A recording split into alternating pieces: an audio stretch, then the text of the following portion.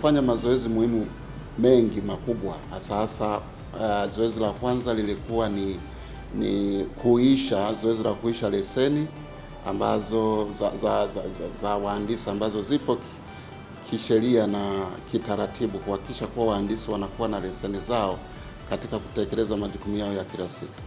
Leseni zao kwa ujumla wahandisi wote leseni ziliisha muda wake mwaka jana mwezi wa Disemba tarehe 31, na kuanzia mwezi Januari zimeanza kuishwa, na sisi ilikuwa zamu yetu kwa mkoa wa Morogoro.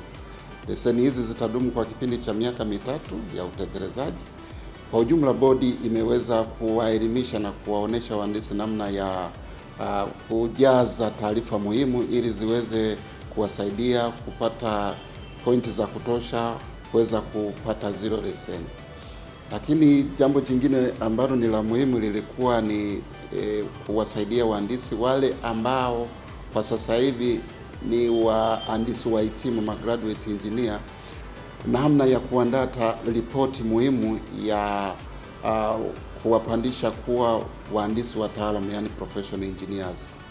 Zoezi limeenda vizuri na wahandisi, tulikuwa na wahandisi zaidi ya 10 ambao ni graduate engineers, na sasa wako kwenye mchakato wa kukamilisha hizo taarifa ili ziweze kupelekwa kwenye bodi na kupitiwa kwa ajili ya kuhakikisha kuwa nao panapo majaliwa labda mwezi wa 9 mwaka huu waweze kusajiliwa wawe kama wahandisi wataalamu. Kwa upande wa mkoa wa Morogoro, bodi ya usajili wa wahandisi imetembelea taasisi mbalimbali ikiwemo TANROADS, TARURA, TBA, TEMESA na taasisi zingine kwa lengo la uishaji wa leseni za kihandisi na kuwaelekeza wahandisi namna ya kujaza SPD katika mfumo wa MIS, lakini pia namna ya kujisajili kwa wale ambao hawajasajiliwa na kutatua changamoto zote ambazo wahandisi wanakutana nazo katika mfumo wa MIS. Bodi ya usajili wa wahandisi Tanzania inapenda kuwashukuru wakurugenzi wote wa taasisi zilizotembelewa katika mkoa wa Morogoro, pia wahandisi wa taasisi hizo kwa kuonesha ushirikiano mkubwa katika kufanikisha zoezi hili.